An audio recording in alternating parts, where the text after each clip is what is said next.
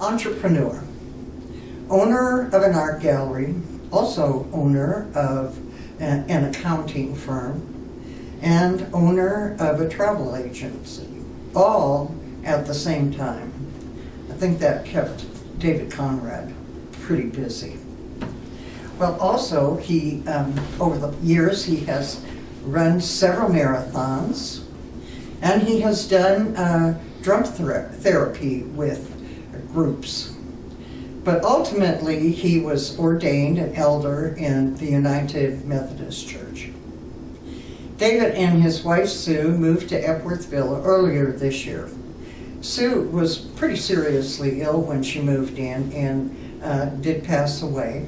So David is dealing with that loss now too. But he has decided to take up ukulele. He loves music and has been a part of music and playing instrument all of his adult life anyway. But he is now learning the ukulele and has found that there are others here at Epworth that are playing the ukulele. And so, you know, if there are others that want to gather and do some ukulele jamming, that sounds like it might be kind of fun to listen to. Well, there's more to come from David, who is very happy that he has moved to Epworth Villa. Let's go. All right, David. So talk about your early life. You know, where it began for you. Raised as a military brat. Was born in North Carolina. Spent some time in Germany and Japan, California, several places in the States. Ended up in San Antonio. Went to elementary school there and the high school there in San Antonio. Okay. And what branch of was it the Air Force? Or? No, he was in the Army. Army? My dad was in the Army. Okay. So do you have siblings? I do. I have two sisters. They're 6 and 8 years older than me. One's in Oregon and one's in Florida.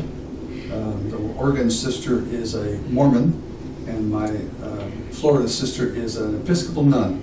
Okay, and I understand that they are, well, and you have quite a few nieces and nephews as far as that's correct. And but I understand they're kind of far apart politically. They are. Okay. Both ends of the spectrum. Both ends, and you're in the middle. And you're going to go see your sister in Oregon this summer, you hope. I hope so, yeah. Okay. Well, talk about your college days and what your degrees were. Out of high school, I married and had a couple of kids, and then went off to Texas A&M, where I have 2 degrees in wildlife science. While I was had my master's, working on my master's degree, if you called Texas A&M anywhere and asked for somebody to come show you snakes, I was the guy that got the call. And so I would take a live snake that was used to being handled, a poisonous snake in a jar with formaldehyde, and do a snake and pony show. And where did you do this? In College Station.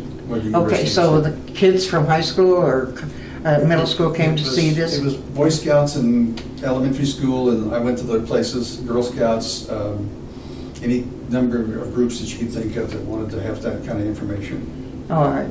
Well, I mean, I know you've had some interesting jobs. You also were a chauffeur? When I was in seminary. Oh, that was in seminary. I drove a limousine for a while. It's an interesting job, interesting experience. Yeah. And I think you said you were glad that you had the window between you and the passengers. For what went on in the back seat, as long as the divider was up. Well, also in college, you tried to get friendly with bull riding. I did. I had a brief attempt at trying to ride a bull in a college rodeo. Did you just decide to do it, or did you practice beforehand? What? I was in the habit of wearing boots and a cowboy hat and all that sort of stuff, and not actually being a cowboy or having a ranch. One of my more cowboy friends challenged me. He said, if you're going to wear the hat, you have to do something sort of cowboy-ish, and riding the bull was it. And whose decision? Was that your friend's or yours? No, it was my decision. The bull and I came out of the chute together. Anything resembling a ride after that was purely coincidental. But you weren't hurt. I weren't hurt. I wasn't you hurt. Weren't. And you decided that was it. Well, I wanted to try it again, but I never quite got around to it. It's probably a good idea. Okay, all right. Well, what about your first job after college? Where were you then? I was an interpretive naturalist for the Houston Arboretum. That involved working with busloads of kids from the Houston School District. Okay. And taking them into the grounds of the Arboretum, showing them trees and plants and occasional snakes and turtles and things like that. Okay, and how long were you there? I did that a couple of years. All right, and then... And then moved to Austin, where I got involved in an art gallery, and I ended up buying the art gallery. Okay. And at the same time, shortly after, I added a small accounting business, and then I ended up with a travel agency. So I had all those at the same time. And you showed up at all of those at the same... I guess you did hire some people. I had a lot of people. Okay. I had people doing, I had 8 or 10 people at the travel agency, and I had a couple at the other places too. And you had, you met Willie Nelson, and what was the occasion for that? I did. He brought in a framed platinum record, and the frame had fallen apart. Difference in humidity between Austin and Nashville, and it had fallen apart. And I asked him if I needed to put this platinum album in a safe or something, and he said, "No, it's a regular album. It's dipped, and it's dipped so thin that it will still play." And I said, "You tried to play a platinum album?" He said, "Yeah, and it changed the industry." And I said, "How's that?" And he said, "Well, because when I put it on a record player, it was a Charlie Pride album with my label on it." And I called Nashville, and they don't do that anymore. Okay. Okay, recycling. I guess that's, you might call it recycling. Well, while also in Austin, you and Navajo gentleman built a house. Yeah, I bought 5 acres outside of Austin, and he was pretty convinced he could build a house, so he ordered a truckload of sticks and some hammers. And went Is that what you called the? Just lumber. It was lumber, but it just Okay. looked like a boxload of sticks to me because I didn't know much. And we managed to build a 3-bedroom, 2-bath house. It was a nice little place. We lived there for a number of years. So you kind of liked being out in the country, or Yeah, I liked wide being open out there a spaces, little bit. and yeah. Okay. When I sold those businesses, I went to work as a building inspector. Oh, okay. I did that for a little while, and then ended up with what's next. Yeah. All right. Well, you mentioned your marriage, and you had kids, 2 girls. Yes. Their names. Julie and Christine. Okay. And they both live. One's in Dallas, Yeah. the other one's way far south Texas. Okay. All right. And I know you did visit your daughter in Dallas recently because she was I did. recovering from surgery, and you were helping her. Well, you were called into the ministry. Okay. It was a good place for me to be for a while. The seminary was difficult for me. I hadn't been in college in a long time. I managed to graduate and was appointed to a church in San Angelo. Okay. Were you active in church at the time, and it was sort of, was sort of where you got the idea to pursue the ministry? I was active, but I didn't think that this is what I really wanted to do. But it seemed like as things worked out, that was where I ended up, and so I was pretty sure they were going to find out who I really was and kick me out any minute. But they had me for 26 years, so. All right. So it fit. It did fit. Okay. Well, you and your first wife had been married 25 years, but divorced. While you were in seminary, you also met another minister student. I did. Sue, she was a Presbyterian pastor by the time we got out of seminary, and the love of my life. Okay. Right? And you and Sue were married for 30 years before she passed away as well. So how did you end up in Oklahoma? Sue took a call to be the associate minister of First Presbyterian Oklahoma City, and I followed her here. And what churches did you serve? Well, I was appointed to the associate position at First Methodist in Edmond, and following that I went to Enid, and then out to Tuttle, and then Mako. Okay, all right. So Tuttle Church was a little rough is that correct? There was some challenges. They at the time were having some difficulty with the conference, and the bishop and a former pastor that they loved left, and I came into the breach, so to speak. Okay, so you were there for a year and then you One year, yeah. went to Mako. You retired after Mhm. you served in Mako? All right. And after retirement, now you were in Kansas for a while, was that? Well, Sue took an interim position in Junction City, Kansas, and we were up there for a little while. But right after retirement, I worked for the Oklahoma Disaster Recovery Project as a case manager. So I was helping people get back on their feet after the Moore tornado came through and caused so much damage in South Oklahoma and Moore and New Walla. Okay, so was it, what kind, the church this was a church sponsor? We were part of the Methodist Recovery Project, Okay. and we worked with several of the other agencies that were doing that sort of thing. It was the first time they'd all worked in the same building, and so it was a single stop for people that needed help. Well, and it was, that tornado was in EF5. It was really a terrible tornado. Yeah, it was. It did a lot of damage. Okay.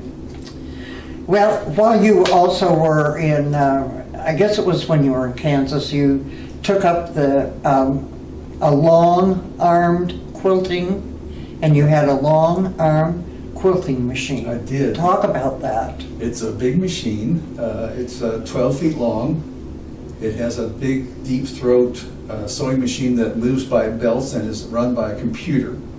And the quilt rolls onto the two long rollers on it, and then I can work on part of it and tell the computer to stitch this part together. And so I did that for both my wife and friends, and then for a number of people that were clients that came and paid me to do that for their quilts.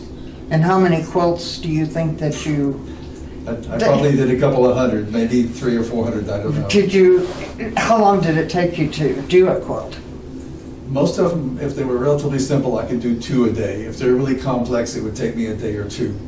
Well, I hope our audience is able to see a picture of, that machine while we're talking about it. But you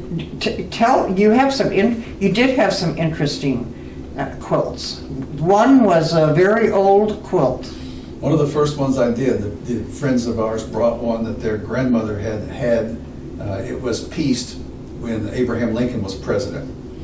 It was just and it was still... the fabric was still good. It was just the top, and we put a backing and some of the batting in between, and then I did the quilting on it, kind of a crosshatch, and they were really happy to have that finally done. Well, I guess so. To have it finished like that would be a real treasure, but was the fabric thin? Most of the fabric was pretty good. You had to be careful with it. It was Right. fragile, but it wasn't too bad. All right. One of your sons is Dan, who lives nearby, has 5 kids that he adopted. They're all from the same family. They are 5 African-American children. They were quite young when they got them. Right now, I think they're 8, 9, 10, 11, and 12. And they're all siblings. It's a very busy family over there. I guess they are, yeah. Well, and you have some other grandkids as well. I do. I have 3 adult grandchildren. The twin boys are both in the Air Force in Phoenix, and my granddaughter is here and works as a nurse in NICU for Oklahoma Children's Hospital. Okay, so the boys that are in the Air Force, are they in the same unit? They're not in the same unit. One was in Florida and recently requested a transfer to Phoenix. Really likes being out there, so they're both in Phoenix. You have a passion for music.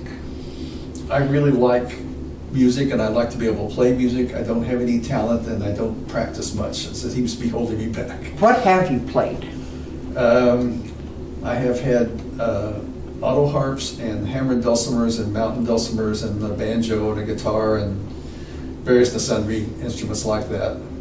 Okay, well, actually, we have a resident who plays the dulcimer and, has played in, I think maybe our variety show. Yeah, well, I owned them. Yes. I didn't manage to play them very well. You just owned it. Yeah. Okay, for decoration, is this? Yeah, I was accused of being a musical instrument hoarder. Well, you do have how many ukuleles do you have now? Right now, I own 5. And have you played all of them? Yeah, fortunately. Made some music on They all them? play pretty much the same, but I'm learning, I'm taking lessons. Okay. And so I'm trying to, while I have time. And you have found other folks here who are also ukuleles? I have another person that's taking lessons with me, and we're enjoying that, I think. Well, as I said, I think it would be fun to have a little ukulele jam session. That could- Or any stringed instrument that yeah, anybody wants I to guess play you- and come together and do that, I think would be Get that. best. All right, let's work on that. You've attended Bluegrass. That's kind of music, I guess you go for. Yeah, there's a bluegrass festival that we went to, the Walnut Valley Bluegrass Festival in Winfield, Kansas. And we got into that when I was first in San Angelo, and we traveled up to do that. And we did that every year for 25 years. Oh, okay. And did you play then, or is that just observing and listening? I played a little, depending on what kind of instrument I had in my hand, and the people that were camping with played and listened to a lot of music and just enjoyed ourselves. A week or so camping out and having a good time. Was it informal enough? You'd be sitting there and find somebody would be playing, saying, "Okay, hey Dave, come on up here and join in this festive." Yeah, you could just wander the campground, and any place you wanted to sit down with somebody that's playing something you thought you could jump in on, you could. Oh, really? Okay, right, that's good. I mentioned the drum therapy in the introduction, so tell us what that was about. I got interested in that when there were several suicides in a community I was serving.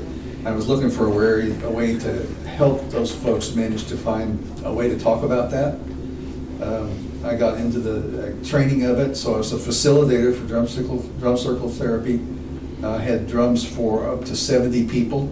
I got a grant through the Methodist Church, and I did a number of those things. We would all play and make some noise, and then I would ask pointed questions about the situation, whether it was a cancer group, recovery, or women in the military, or depending what group it was, and ask people to reply to those questions using a rhythm on their drum. And so we ended up with some in-depth verbal disclosure really quickly with a group that may not know each other, and it was really helpful. And so I think it was a good thing to do for a while. Do you have, did the groups need to meet on a regular basis for a while, or what? We did some that we met several times, but most of it was just a one-time thing. Really? So then they could do this, but you kind of indicated to me that just doing it, it's doing it in a group that has the most benefit? I think so, because the way we were looking at it was an opportunity to uncover the things we wanted to talk about. And So it was a support group? Yeah, it was a support group with drums. Right. And you did that here I at did. Epworthville I did it in the once. lobby downstairs once upon a time. Was that when you had the 70 drums? Yeah, I brought them all. There was a lot of people that came and played. I remember, I was here when that happened. So marathons, we mentioned that. So have you, what was the most recent one you? Most recent one I think I did was the one here, the Memorial Marathon. I walk, I don't run, and I don't do a full marathon. I do a half marathon, which is 13.1 miles. Okay. But And I've that done takes 5 how or long? 6 of it. It takes me 4 hours. So I'm slow, but I can get it done, so. It's a long time though, isn't it? It is a long time. So to prepare for a marathon, what kind of practice? Every day? A lot of walking, Right. not quite every day, because you need a rest day in there. But most days, it's a couple of miles, and as you get closer, you start stretching that out to 4 miles or 6 miles. You have to have a couple of 8 miles in there, and then on the weekend, what I used to do was walk around Lake Hefner, because that's 10 miles. I do that 3 or 4 times before the marathon, and then the marathon was almost pleasant. Still hard, but still pleasant. Yeah. Do you usually walk with somebody that you know, a friend, or do you do this by I've yourself? done it both ways. I've done it with friends and done it with myself. I've done a couple of those in Kansas where I didn't necessarily know anybody that was doing that, but. Yeah. So can you talk? I mean, at some point, do you Yes. can you just not even talk anymore? No. You can always talk? At the speed I'm doing, I can talk. You can talk. If I was Okay. running, I wouldn't be able to breathe, Yeah, much less yeah. talk, but I could still do that. Okay, well, what's on your bucket list? I would really like to be able to walk the Camino de Santiago, and it's a trip across the northern part of Spain, starts in France and goes across to a cathedral in Santiago. It's a pilgrimage that we think John of the Gospels may have done, and it's been a pilgrimage for a couple of thousand years. There's lots of hostels and little restaurants and cafes, and it's just a long hike. Is it through mountainous, or is If you it? start closer to the France end of it, then there are some mountains, but most likely it's just a nice path. You don't have A to path? Yeah, it's not seriously It's not mountain paved. climbing or anything. It's just hiking where the road goes and where the path goes. Would you likely find a bunch of other people walking Oh, around? yeah, there's thousands upon thousands of people that walk it do every that. year. And how long is it? Well, it'll take a month. Oh, a month. Yeah, Well, it'll take 500 miles. So it's- that's more than 13 miles. yeah, it is. It's a long ways. Okay. Take a month or more. Oh, well, we're about to conclude our interview, but David, you've had a full life, and it's been packed with such a variety of experiences and adventures and accomplishments. It's been wonderful to have this interview with you, but on a recent trip to Dallas with your daughter, you bought a singing bowl. I did. So you demonstrated that to me, and I would like for you, as we fade away, Fade I would away. like for you to play the singing bowl. This is a meditation tool, usually associated with some kind of Buddhism, but not necessarily. It's a very good way to start and end meditation.